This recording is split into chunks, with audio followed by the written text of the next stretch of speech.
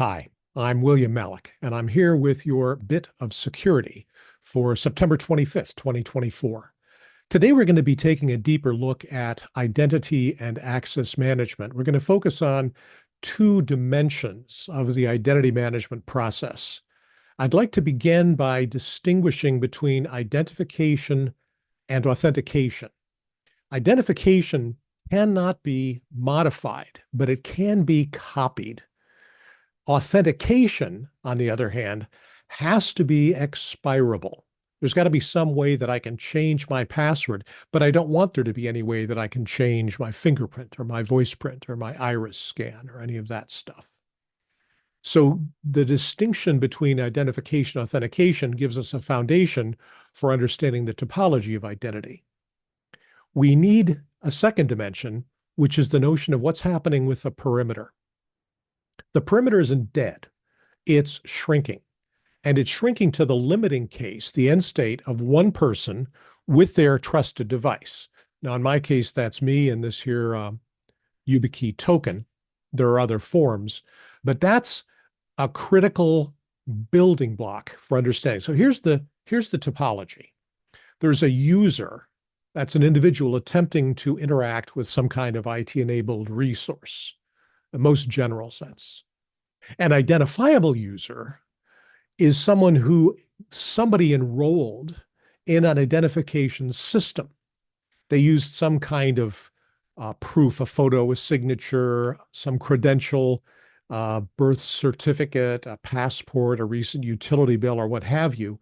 Notice that this enrollment process is only trustworthy because we trust the person who's doing the enrollment. So right away, we've inherited the transitive trust issue.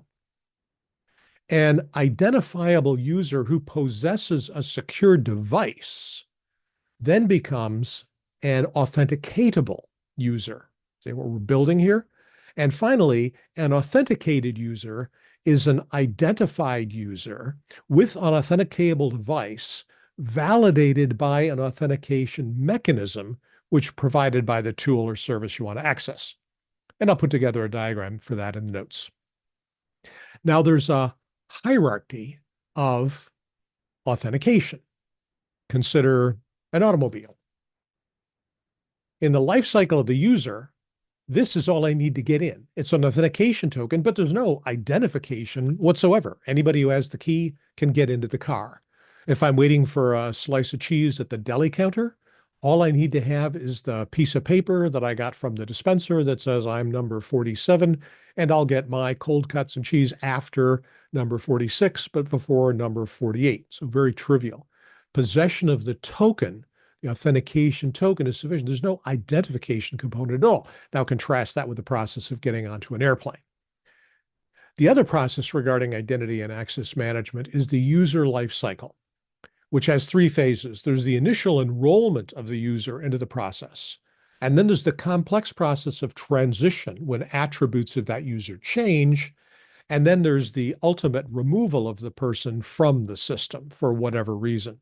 Now, note that they might be removed from the system, but not permanently. You may go back to work for a company that you worked for some time ago. You may take a vacation. You may take a leave of absence. You may have been called up for duty in the reserves. And so your records will stay there, but their information will be put into a different state. The point is that when a user makes a change, these changes are not atomic processes, meaning they don't just happen by flicking a switch.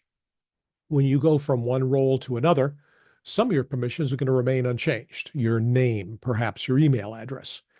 Other permissions are going to stop instantly. You can no longer access the system because you're now in that department. Other permissions may persist for a while. You're going to continue to have access to this group's research until you complete, say, a report for a task force, and upon completion, that access will be withdrawn. Other permissions will be granted immediately. You're now a member of this team, which meets in this building, so you have a parking pass and physical access to that building. And then finally, yet other permissions won't be granted until you complete some kind of additional process, maybe training in a piece of technology or a more comprehensive background check. Now, if I overlay the life cycle of an identity with the perimeter for an identity and access management token, we now have the foundation for identity-centric security. Note that the vulnerabilities in these processes live at the edges and the transitional points. If you build these process models together, they will show you the access points for exploits. They will show you the vulnerabilities. By evaluating these processes, you can more effectively find weaknesses in your identity management service and better protect your people, your critical resources, your intellectual property. I hope that's helpful. That's our bit of security for the 24th of September. I'm William Malik. Stay safe.